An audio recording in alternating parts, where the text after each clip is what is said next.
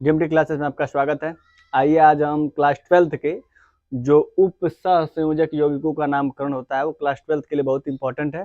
इसमें क्या होता है कि दो प्रकार के नामकरण होता है, एक कार्बनिक यौगिकों का होता है और एक उप सहसंयोजक यौगिकों का।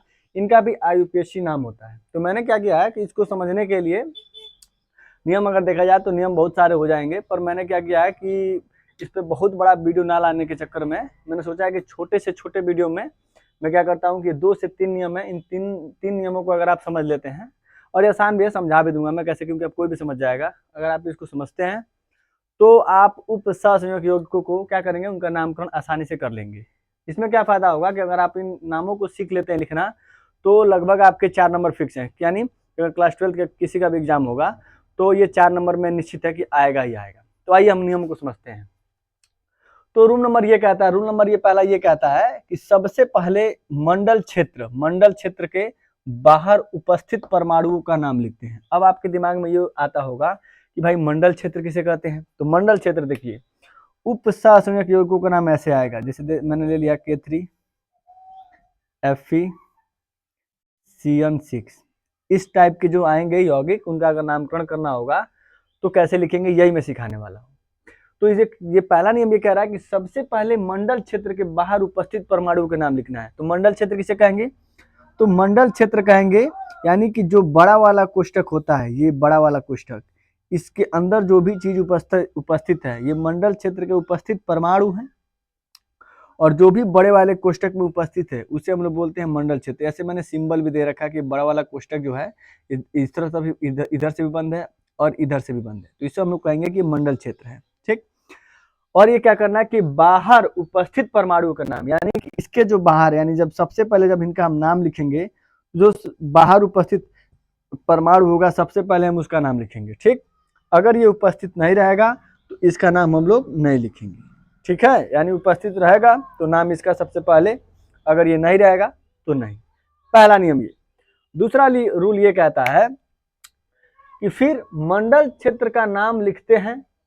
किसका, तो मंडल क्षेत्र का नाम लिखते हैं, यानी इसके उपस्थित जो पहला था कि बाहर जो उपस्थित है पहले उसका नाम, फिर मंडल क्षेत्र का नाम लिखते हैं। और मंडल क्षेत्र में और उसमें भी सबसे पहले किसका नाम, तो लिगेंड का नाम। अब आपके दिमाग में ये होता होगा कि लिगेंड किसे कहते हैं। तो लिगेंड किसे कहते हैं, तो जो भी छोटे वाले कोष्ठक में उपस्थित परमाणु होगा, यानी छोटे वाले कोष्ठक मतलब दो ही कोष्ठक आएंगे, एक बड़ा वाला आएगा, तो जो बड़े वाले में आएगा उसको पूरे कहेंगे मंडल क्षेत्र।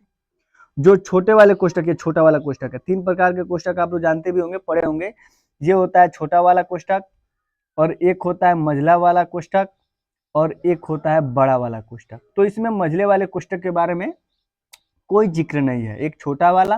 तो जो भी छोटे वाले में उपस्थित होंगे वो लिगेंड कहलाते हैं, और जो बड़े वाले होते हैं वो मंडल क्षेत्र कहलाते हैं। तो सबसे पहले मैं फिर रिवाइज कराता हूँ। तो सबसे पहले कि मंडल क्षेत्र में उपस्थित जो परमाणु होंगे सबसे पहले, यानी जो सबसे बाहर होंगे उनका सबसे पहले नाम, फिर जो मंडल क्षेत्र में उपस्थित परमाणु होंगे उनका नाम, और उसमें भी सबसे पहले किसका नाम, जो लिगेंड होंगे छोटे वाले में। 2 नियम हो चुका है। तीसरे नियम पे आते हैं, और अंत में केंद्रीय धातु परमाणु का नाम लिखते हैं। अंत में केंद्रीय धातु परमाणु आपके दिमाग में आता होगा, केंद्रीय धातु किसे कहते हैं।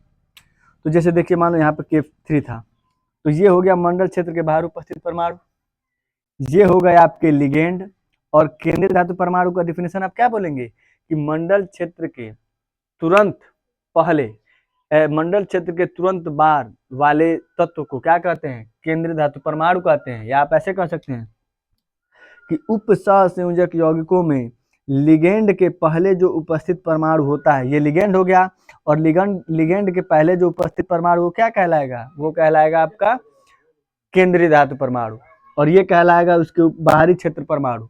ये होगा मंडल क्षेत्र और ये होगा लिगेंड। बस 3 नियम मैं फिर रिकॉल करता हूं।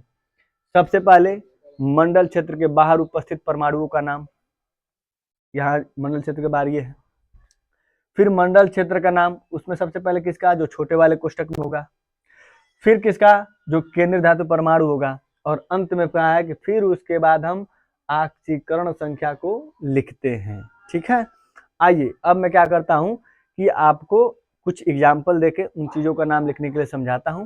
अगर आपको अगर समझ में आ गया होगा तो ठीक है, नहीं आया होगा तो आप इसको हिंट के द्वारा, जैसे रूल नंबर 1 लिख के बस लिख दो मंडल क्षेत्र के बाहर उपस्थित परमाणु, ऐसे।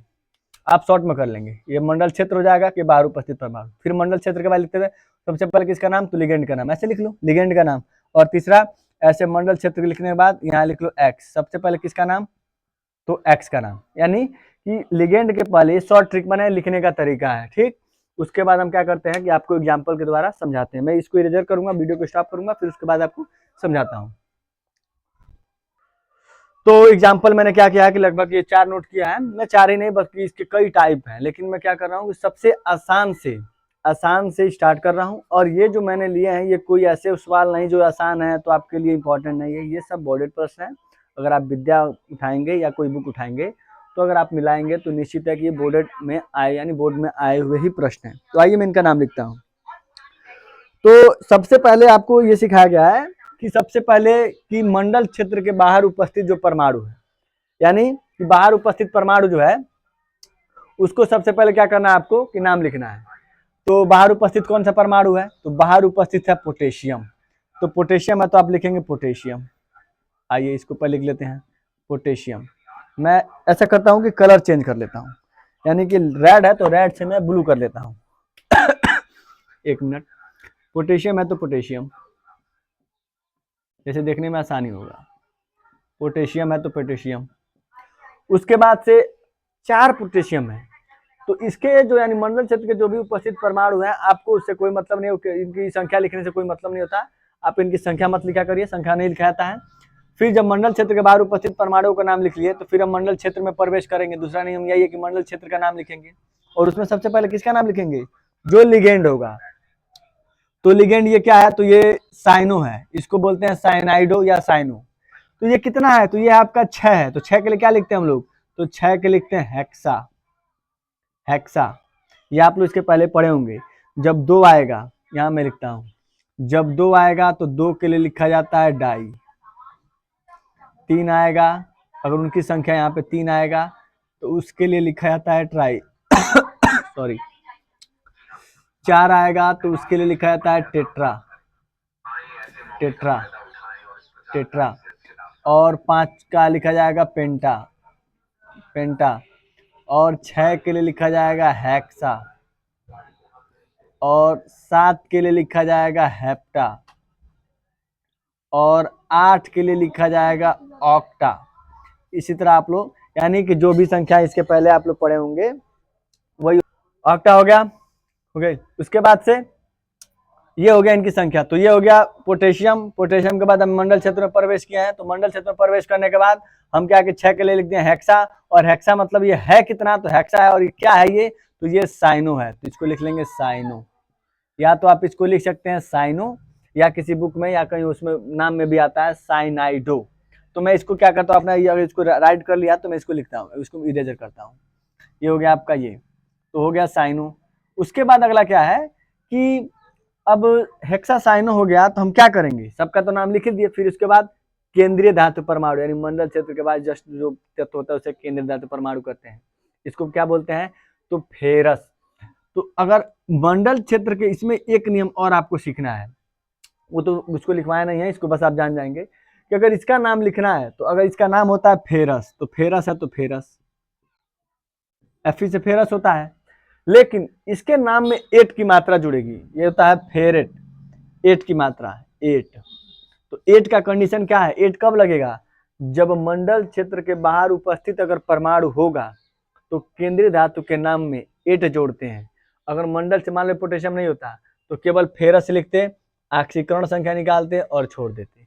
लेकिन यहाँ पे क्या है, तो मंडल क्षेत्र के बाहर उपस्थित परमाणु है तो हम क्या करेंगे, जो केंद्रीय धातु परमाणु है उसके नाम में हम क्या जोड़ देंगे, एट जोड़ देंगे।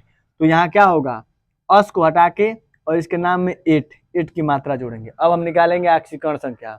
अगर आपको ऑक्सीकरण संख्या आता होगा तो ठीक है, अगर नहीं आता होगा तो हमारे पिछले की वीडियो में मैंने ऑक्सीकरण संख्या को बहुत अच्छे एक्सप्लेनेशन से बहुत अच्छे से समझाया है। आप उसमें जाके ऑक्सीकरण संख्या निकालना सीख सकते हैं इनके यौगिकों को। और आप क्या करेंगे, फिर ऑक्सीकरण संख्या, फिर अभी आखिरी काम वही बचा ही है। तो इसका होता है ऑक्सीकरण संख्या निकालेंगे तो इसका मान होता है -1। ये है कितना, 6, तो ये हो जाएगा -6। इसमें इसी का निकालना होता है तो फिर प्लस, ये हो जाएगा पोटेशियम का होता है +1 × 4। डायरेक्ट आप निकाल सकते हैं, इसको लिखा नहीं जाता है, बस आप समझने के लिए है। तो आप इसको कैसे समझाएंगे, तो इसको, इसका ऑक्सीकरण संख्या कितना होगा, तो इसका होगा +4 और इसका ये CN6 यानी इसका 2 होगा ऑक्सीकरण संख्या। तो ऐसे लिखेंगे ऑक्सीकरण संख्या को रोमन अंक में 2 और यहाँ लिखेंगे आयन, ये हो जाएगा 2 आयन। अब आते हैं हम दूसरे पे। अगर आपको ऑक्सीकरण संख्या नहीं आता है, रुकिए मैं एक समझा भी देता हूँ। जैसे देखिए यहाँ दिया K4 FeCN6, तो ऑक्सीकरण संख्या किसका निकलता है, तो जो केंद्रीय धातु परमाणु होता है उसी को निकालते हैं। तो इसको मान लेंगे हम X। पोटेशियम का होता है +1, ये है कितना, तो 4 है, तो 4 से गुणा फिर प्लस, इसको छोड़ के जब इस पे आएंगे तो प्लस फिर x फिर हो जाएगा प्लस। Cn का होता है -1, ये है कितना 6, 6 से गुणा तो 6 से गुणा बराबर 0, ये हो जाएगा 4 धन x है तो x, माइनस का इसमें गुणा होगा तो माइनस, और 6 में 1 से गुणा का होगा तो 6, फिर माइनस और प्लस तो कितना हो जाएगा -6 में से 4 गया तो 2, x है तो x बराबर 0, x बराबर तो +2। इसको आपको प्लस और माइनस से कोई मतलब है नहीं, सीधे मान से मतलब है। 2 आया है, बस यहाँ लिखेंगे रोमन अंक में 2 और इसमें जोड़ देंगे आयन। आयन लिखेंगे तो भी सही है और नहीं लिखेंगे तो भी सही है। अब हम आते हैं अगले प्रश्न पे। उसके बाद हम इसका नाम लिखें। अब देखिए इसमें मंडल क्षेत्र में बाहर उपस्थित परमाणु था, इसमें नहीं है, तो सबसे पहले किसका नाम, जब उपस्थित होगा तो इसका नाम, नहीं होगा तो सबसे पहले मंडल क्षेत्र का नाम, और मंडल क्षेत्र में किसका नाम, जो लिगेंड होगा उसका नाम। तो लिगेंड क्या है, तो लिगेंड है आपका एमीन। कितना है, तो 4 है, तो 4 के लिए क्या लिखेंगे, अभी समझाया मैंने, 4 के लिए लिखा जाएगा टेट्रा। और इसमें एक और नाम, ये आपको नियम समझा देता हूं मैं, कि इसका नाम अगर आप लिखते हैं तो थोड़ा सा भी स्पेस नहीं होना चाहिए, एकदम चाहे अच्छा लगे चाहे बुरा लगे उससे कोई मतलब नहीं, थोड़ा सा भी आपको स्पेस नहीं देना है। ये नहीं जैसे आप हिंदी लिखते हैं दूर दूर, वैसा नहीं, एकदम पास पास से लिखा जाता है। तो ये हो जाएगा टेट्रा और ये हो NH3 को बोला जाएगा एमीन। अब इसमें क्या है कि आपके दिमाग में एक और बात आती होगी, ये CN है तो साइनो, NH3 आ रहा है तो एमीन, फिर H2 आएगा तो एक्वा बोलेंगे। इन सारे लिगेंडों का जो नाम है आपको अपने बुक में मिल जाएगा। अगर होता है मिल जाता है तो ठीक है, नहीं होता है तो रुकिए, मैं 2 मिनट का कोई वीडियो होगा, मैं सारा लिख के और आपको समझा दूंगा, आप उसमें राइट कर लीजिएगा सारे लिगेंडों के नाम। अब ये हो जाएगा टेट्रामीन। तो इसका जब हम नाम नहीं लिखे तो किसका नाम लिखेंगे, केंद्रीय धातु परमाणु का। तो केंद्रीय धातु परमाणु का क्या हो जाएगा, जिंक। तो ये हो जाएगा जिंक। जिंक है तो जिंक। अगर बाहर परमाणु होता तो इसके नाम में हम क्या जोड़ते हैं, जिंकेट। अब जैसे मंडल क्षेत्र के पहले अगर परमाणु था तो पहले नाम, अब मंडल क्षेत्र के बाहर परमाणु है तो बाद में नाम, 2 होगा तो 2 के लिए क्या लिखेंगे, डाइक्लोराइड। तो डाइक्लोराइड लिख लीजिए, डाइक्लोराइड ऐसे। अब डाइक्लोराइड लिखेंगे तो भी सही है। इनका भी जैसे इसमें आप लिखे टेट्रा में इसके में 4 नहीं लगाए हैं, तो उस तरह आप चाहेंगे तो इसमें भी नहीं लिखे, डाई नहीं लिखेंगे तो भी सही है, बस आप लिख लीजिए क्या, क्लोराइड, और जो डाई के जगह उसके जगह पे उसकी ऑक्सीकरण संख्या लिख लीजिए। इसका हो जाएगा एमीन का होता है 0, इसी का निकालना, तो ये 0 हो गया, तो कितना बचेगा 2, तो रोमन अंक में कितना 2। ये मान के चलिए कि जो उपस्थित बाहर परमाणु आते हैं वह उनकी संख्या ही होती है, और उनकी संख्या भी ऑक्सीकरण संख्या 80% ऐसे मिलेंगे कि उनकी ऑक्सीकरण संख्या निकालेंगे तो भी 2 ही आएगा, और इनकी संख्या कितनी है 2, तो ये ऑक्सीकरण संख्या का भी काम कर देते हैं और इनकी संख्या को भी, यानी कि दोनों का काम चल जाता है। अब हम आते हैं तीसरे पे। तो अब आप इसको देख के समझिएगा कि सबसे पहले किसका नाम, अगर आपको आता हो तो थोड़ा कोशिश करिए और उसके बाद मुझे बताइए। मैं थोड़ा सा आपको लगभग 5 सेकंड का टाइम देता हूँ। 5 सेकंड में आप क्या करेंगे कि आप उसको देखिए कि आप लगा पाते हैं कि नहीं। 5 सेकंड का टाइम मिला आपको, 5-10 सेकंड का। आप थोड़ा कोशिश कीजिए कि आप लगभग इसमें जो पहला नियम है उसके आधार पर कुछ देखिए आप कितना कर लेते हैं। मैं तो बताऊंगा ही, फिर आप मिलाइए कि आपको कितना उसमें आ रहा है, कहाँ तक आपने सीख लिया है। फिर मैं जब बताऊंगा तो चीज़ें क्लियर हो जाएंगी। अब मैं बताता जाऊंगा, आप देखते जाएंगे, तो इससे क्या होगा, फिर वीडियो आप रोक के देखेंगे। इससे बढ़िया कि आप कोशिश कीजिए। तो सबसे पहले हम क्या करेंगे, तो सबसे पहले हम इसमें ये करेंगे कि मंडल क्षेत्र के बाहर उपस्थित परमाणु का नाम। ठीक, तो मंडल क्षेत्र के बाहर उपस्थित परमाणु कौन सा है, अब मैं इस चीज को इंग्लिश में लिखता हूँ। तो ये पोटेशियम है, तो पोटेशियम को हम लोग लिखेंगे। उसके बाद मंडल क्षेत्र में प्रवेश करेंगे, और जब मंडल क्षेत्र में प्रवेश करेंगे तो किसका नाम, जो लिगेंड होगा उसका नाम। तो लिगेंड इसमें कितना है, इसमें शायद 2 लिगेंड है लिखना मैंने भूल गया। तो यहाँ पे कितना हो जाएगा 2, तो 2 के लिए क्या लिखा था, 2 के लिए लिखा जाएगा डाई। इसको क्या बोलते हैं, तो इसको, इस लिगेंड को बोलते हैं, ये ऑक्जिलेट का सूत्र है। और कोई भी अगर सूत्र मिलेगा छोटे वाले कोष्टक में, अगर उसका नाम आपको पता है, तो आपको अगर लिगेंड बनाना होगा तो उसके नाम में हम बस क्या जोड़ेंगे, ओ की मात्रा। जैसे C2O4 का होता है ऑक्जिलेट, अगर उसको लिगेंड बनाना होगा तो क्या बोलेंगे, ऑक्जिलेटो। जैसे इसका होता है साइनाइड, तो क्या बोलेंगे, साइनाइडो। इसका होता है एमीन, तो एमिनो भी बोल सकते हैं या एमीन बोल सकते हैं, साइनाइडो। ठीक, तो क्या हो जाएगा, ऑक्जिलेटो, ऑक्जिलेटो। थोड़ा सा भी स्पेस नहीं होना चाहिए, लगे कि एक ही वर्ड मीनिंग है। ठीक, ऑक्जिलेटो। उसके बाद केंद्रीय धातु परमाणु का नाम, तो केंद्रीय धातु परमाणु का नाम अभी एल्युमिनियम आया है।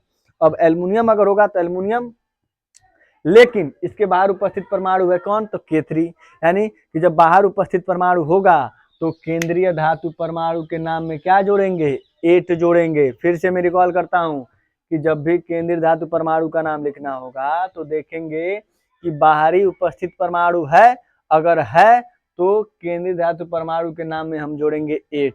तो इसमें है तो इसमें 8 जोड़े हैं, इसमें नहीं था तो इसमें 8 नहीं जोड़े हैं। अगर यहाँ पे बाहर उपस्थित परमाणु होता तो हम क्या लिखते हैं, यहाँ पे लिखते हैं हम लोग जिंकेट। ठीक है, तो यहाँ हम क्या लिखेंगे, यहाँ लिखेंगे एल्यूमिनेट, एल्यूमिनेट, एल्यूमिनेट। उसके बाद क्या करेंगे, तो ऑक्सीकरण संख्या निकालेंगे, ऑक्सीकरण संख्या को लिखेंगे। तो इस पे होता है -2 चार्ज, ये है कितना, तो ये हो जाएगा -4, इसका निकालना ही है, इसका हो जाएगा +3, तो ये +3 और ये -4 क्या करेगा, घटेगा, तो आएगा कितना, 1। जब 1 आएगा तो यहाँ लिखेंगे फर्स्ट आयन, बस। जब 0 आएगा तो नहीं लिखेंगे। मुझे आशा है कि आप लोगों को समझ में आ रहा होगा। सबसे पहले क्या, तो सबसे पहले लिगेंड के मंडल क्षेत्र के बाहर तत्वों का नाम, तो सोडियम है तो सोडियम। ठीक, तो सबसे पहले किसका नाम, तो सोडियम का नाम। फिर मंडल क्षेत्र में उपस्थित किसका नाम, तो लिगेंड का नाम। कितने हैं, तो 2 है, तो 2 के लिए डाई। थोड़ा फास्ट कर रहा हूं मैं। CN को क्या बोलेंगे, साइनाइडो, तो साइनाइडो। यहाँ तक तो आप मुझे आता है कि आ गया होगा कि अगर उप सहसहयोगियों का नाम आ रहा है तो सबसे पहले किसका नाम, तो बाहर उपस्थित परमाणुओं का नाम। उनकी संख्या से कोई मतलब नहीं है, 2 है कि 3 है, उनके आगे उनकी संख्या लिखने की कोई जरूरत नहीं है, वो सब ऑक्सीकरण संख्या में उनका नाम लिख देंगे हम लोग। फिर सबसे पहले किसके, फिर उसके बाद हम लिखेंगे लिगेंड का नाम। लिगेंड किसे कहते हैं, जो छोटे वाले कोष्टक में होगा, तो ये हो गया साइनाइडो। उसके बाद किसका नाम, तो केंद्रीय धातु परमाणु का नाम। तो केंद्रीय धातु परमाणु का नाम लिखने से पहले किसको देखेंगे कि बाहर उपस्थित परमाणु है। अगर बाहर उपस्थित परमाणु होगा तो क्या करेंगे, सबसे उसमें उसके नाम में 8 लगाएंगे, तो इसका नाम होता है अर्जेंटेट। इसका नाम है, अगर ये होता है अर्जेंटेट, तो इसका नाम हो जाएगा अर्जेंटेट। अगर आपको अर्जेंटेट, अर्जेंटेट। ठीक, उसके बाद से हम इसका ऑक्सीकरण संख्या निकालें। इसका होता है -1, तो ये हो जाएगा -2, इसका मानेंगे x, इसका हो जाएगा +1। ये आप रफ कार्य आप इस पे लिखेंगे घर पे। तो ये -2 और ये +1, तो ये कितना हो जाएगा, 1 हो जाएगा। तो यहाँ लिखेंगे फर्स्ट आयन, ये हो गया। फिर से मैं रिकॉल करता हूँ, 3 ही नियम मानेंगे तो 3 ही नियम है। सबसे पहले मंडल क्षेत्र के बाहर उपस्थित परमाणु, फिर लिगेंड का नाम। लिगेंड के नाम में हम देखेंगे कौन सी संख्या, तो संख्या का नाम लिखेंगे, इसमें संख्या का नाम लिखेंगे नहीं। अगर हमें केंद्रीय धातु परमाणु का नाम लिखना है तो इसका नियम यह है कि देखेंगे कि बाहर उपस्थित परमाणु है, अगर होगा तो इसका नाम में जोड़ेंगे 8, नहीं होगा तो उसका सामान्य नाम। Fe है तो फेरस, जिंक है तो जिंक, ठीक, कोबाल्ट है तो कोबाल्ट, अगर उसके बाहर उपस्थित परमाणु होगा तो कोबाल्टेट, यही सब देखना है। अब मैं क्या करता हूँ कि आपको एक होमवर्क देता हूँ, जैसे आप इसको मुझे बताएंगे, मैं थोड़ा साफ जगह पे देता हूँ रेड कलम से, जैसे कि आप लोग को लिखा दिखाई दे। यहाँ पे K3Hg इसका नाम आपको बताना है। मैं बता देना चाहता हूँ, ये मरकरी है, तो मरकरी का जब आप नाम लिखेंगे तो इसके नाम में 8 जुड़ेगा। तो अगर जुड़ता है, अगर आप जोड़ेंगे, मैं नहीं कह रहा हूँ कि जुड़ता है, ये तो आपको जानना है। अगर जुड़ता है तो उसका नाम हो जाएगा मर्क्यूरेट। आई से आपको पता है कि आयोडीन होता है, तो इसका आप क्या कीजिए कि इसका नाम लिखिए, और नाम लिखने के बाद मुझे कमेंट बॉक्स में बताइए। और आपको अगर ये वीडियो इनका नाम लिखना अगर आपको समझ में आया होगा तो आप मुझे जरूर बताएंगे, जिससे कि मैं इससे, और ये तो अभी बहुत आसान वाले थे, इससे थोड़ा हार्ड वाले भी मैं लेकर आने वाला हूँ। ठीक है, तो कमेंट बॉक्स में जरूर बताएं, और मेरी क्लास को कैसा लगा आपको ये जरूर बताइएगा, और मेरे चैनल को सब्सक्राइब कीजिए और दोस्तों में शेयर कीजिए। धन्यवाद।